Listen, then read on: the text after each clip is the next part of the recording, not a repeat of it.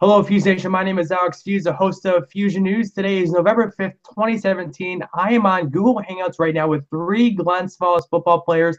They just defeated Schuylerville last night at a score of 40-37 in overtime. I was at that game. It is one of the biggest and most impressive comeback victories in a high school football game I've ever seen. So first, I'm going to introduce them to you guys, and I will get the interview started and ask them questions about their victory last night and their upcoming game this weekend. So I'm going to start off with the quarterback, Joe Girard. So Joe, how are you doing today? Good. Couldn't be any better after that win last night. Thanks for having me. Yeah, definitely. Sam Hogan, the kicker, how are you doing? I'm doing great right now. Completely ecstatic. I bet. And finally, Quinn Girard. Quinn, how are we doing today? I'm good. Feeling great. Yeah, I bet. So I have to ask you guys this individually. What did that win last night mean to you, Joe? I'd say it was just like a whole big team win. Obviously, we didn't play the best we could, and we'd probably be lying if we said that we were the better team last night. We had a few mistakes to where Schuylerville could have very easily took advantage of us, and they did it. So credit to Schuylerville and their coaching staff for the game plan that they drew up, and they executed it very well. But just the toughness that Glens Falls carries throughout their programs and the toughness that Glens Falls brings every day and every week to the game is something that we showed last night. And clearly we didn't want to lose and we refused to lose. So that's a big thing going into the state playoffs. And to know you have a kicker like that who can, stretch out as far as 40 yards to kick a field goal to win the game is pretty amazing. And you don't see that every day in high school football. So that's definitely a weapon that we used to our advantage yesterday. And that's definitely how we got the win. Mhm. And Joe, your fan section, the Glens Falls fan section, always chanted throughout that game, "We want it more." And when it comes down to overtime wins, it's always a team that wants it more, and you guys won that game. So, Sam, I'm going to ask you the same question. What did that win mean to you? I think it was just a symbol of our integrity of a team. We never end up going down into a halftime. I think we've been down once when I was playing football, and being down by a deficit of 15 was a great measure of our skill as a team to be able to get back, drive through whatever the negativity that we had going on, and find our way out of the mess of what happened in that first quarter, and overall just get back, and we did it well. Mm-hmm. And finally, Quinn, what did that win mean to you? Meant a lot. It showed a lot about Glens Falls' toughness and their ability to bounce back. Like Coach Lilac said, when it's too tough for everyone else, it's just right for us. And I mean, I think we showed that better than we have ever before. And like Joe said, credit to Schuylerville's coaching staff. They had a great game plan coming into the game, and their kids gave everything they had. But I'm glad we came out on top. It means a lot. Mm-hmm. Now, Sam, like you said, trailing at halftime, what was the main topic of discussion in the halftime meeting between you and the team? And what really was your process entering the second half of the football game? We'll start with Sam for this one. Well, we knew we had the ball starting the second half, so that was one of our main focuses. So we had to get out quick. We had to jump start. Unfortunately, I missed the kick going into halftime, so that kind of brought me down. I was in a negative state right there, but my teammates and my coaches brought me back, and we did well, and we got into a momentum, and we got the lead pretty early on. And it was a battle between Schuylerville. They were running the ball down our throats all day, and couldn't stop them, but we persevered and did well. Mm-hmm. Quinn, what was your mind process entering the second half of the football game yesterday? Like Sam said, we knew we were getting the ball out of halftime. We were going to try to score and tie the thing up, stop them on D, come out and score again, and go on from there. And we did score coming out, but then we gave up a touchdown to them right away, and we knew it was going to be a battle, and they weren't giving up. So that was our mindset coming out. Mm-hmm. And lastly, Joe, what was going through your mind entering the second half of the football game yesterday? Basically, just you can never give up, and no matter what the score is at halftime, I mean, there's still a lot of football left, and with the athletes that we have here at Glens Falls and the coaching staff that we have here at Glens Falls, you're never really out of a game. So, I mean, going into the half, I mean, I was still pretty confident that we were going to win the game. I mean, there's never a doubt in my mind that our competitiveness is going to show, and it clearly showed in that second half in the overtime. So I just it's a true testimony to our competitiveness and our toughness that definitely showed last night. And credit the coaching staff again for changing up the game plan. I mean, we got away from our normal stuff a little bit in the first half, I believe, and I think that's kind of why we were hurting a little bit. So we changed it back up in the second half, and it definitely showed, and I think that's why we won the game. Mm-hmm. Joe, did you think you had to change anything for you personally, or do get anything different in the second half of the game? Yeah, I definitely feel I needed to get rid of the ball a lot quicker. They were bringing a lot of rush, so I kind of told coach that we're gonna need to simplify our routes a little bit and throw a lot of the quicker stuff that we had, and that's what worked in the second half, and I feel that's why we drove down the field so quickly. It was a lot of giving the ball to our athletes who can make plays, and Quinn, Noah, Justin, and Elijah did a really good job of that, and even David Barclay. I mean, nobody's heard about the kid all year, and he comes in, he scores one of the biggest touchdowns of the year.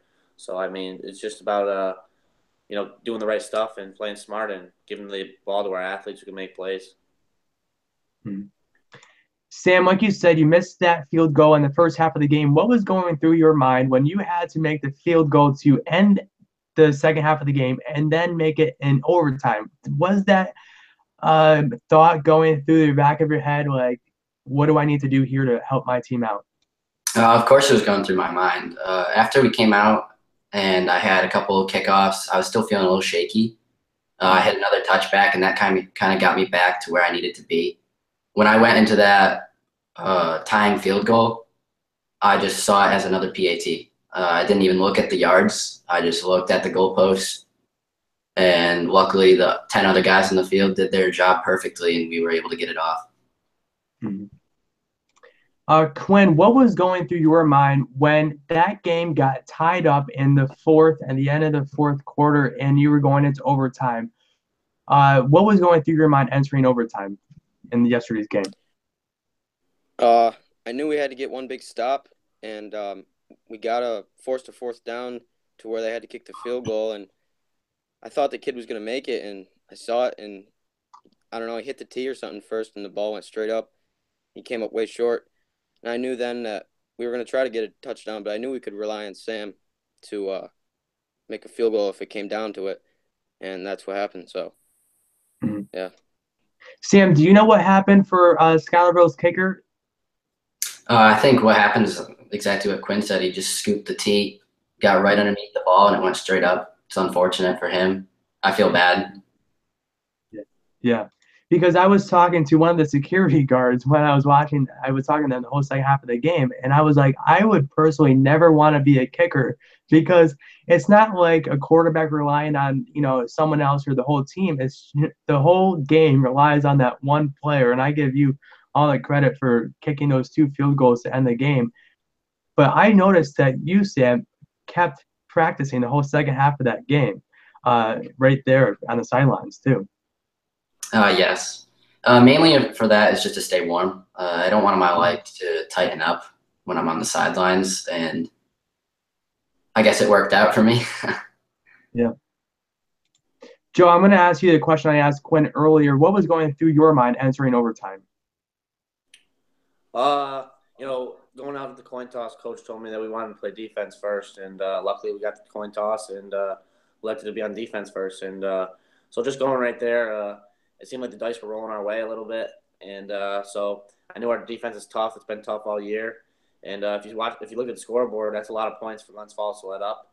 So I knew eventually we were going to kick it into gear and do what we did before, and we got that stop. And when the kid went to kick the PAT or the field goal, I was kind of excited because, like you said before, Scott was running the ball down our throats a lot, and to know that we got him at a 4th and 7 with the biggest play in the game, I mean, was pretty good. And then when they came out to kick the field goal, I was like a little bit of relief. And then when he missed it, it was even better.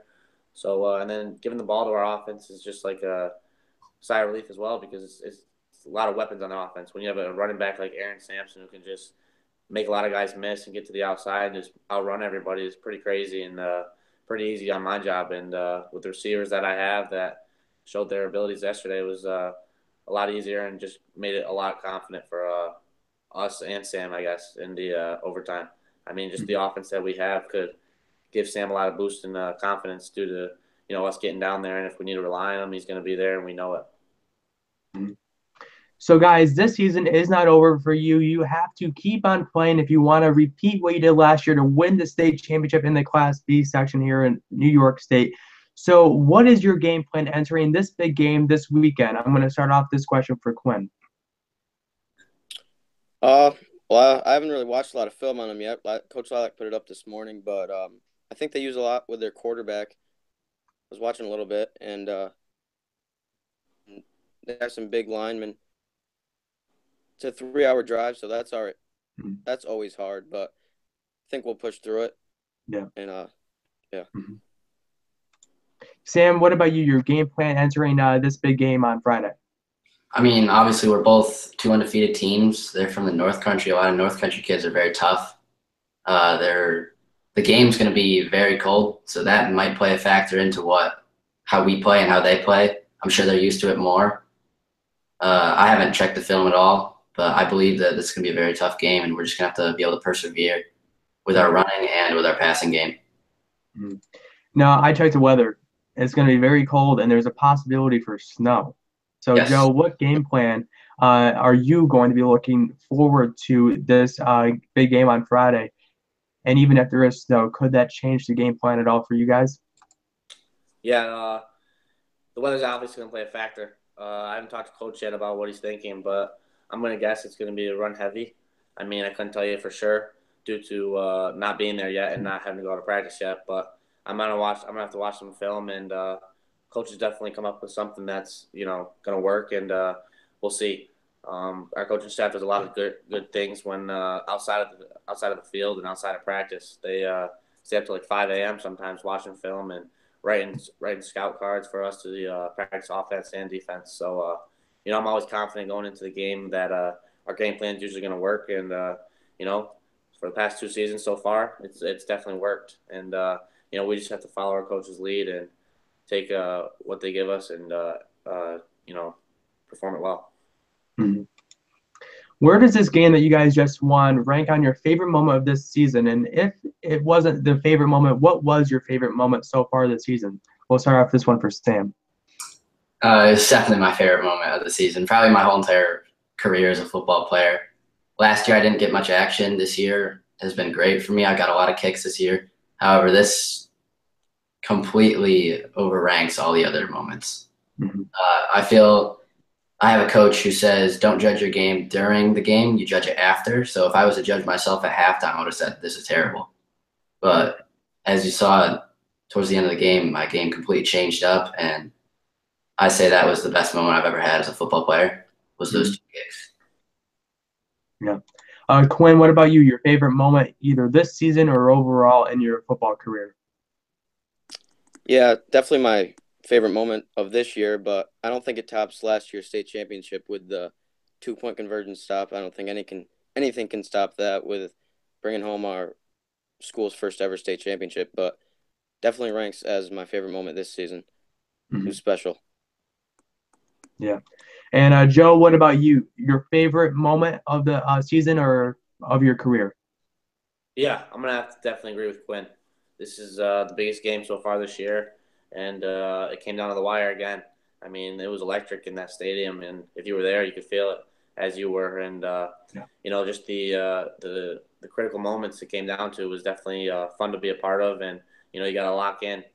But I definitely say that, like Quinn said, that state game is something that you can never relive. And hopefully we do get a chance to relive it this season.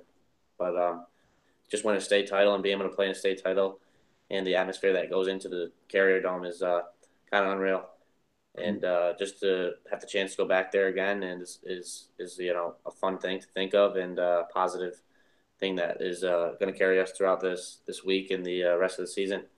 Mm-hmm. So yeah, definitely this was the high point of this season so far, but I think we got a lot left to still be. Yeah, definitely. And guys, I just want to say congratulations on winning the Section 2 Class B championship yesterday. And I want to say thank you for taking the time to come on my show today.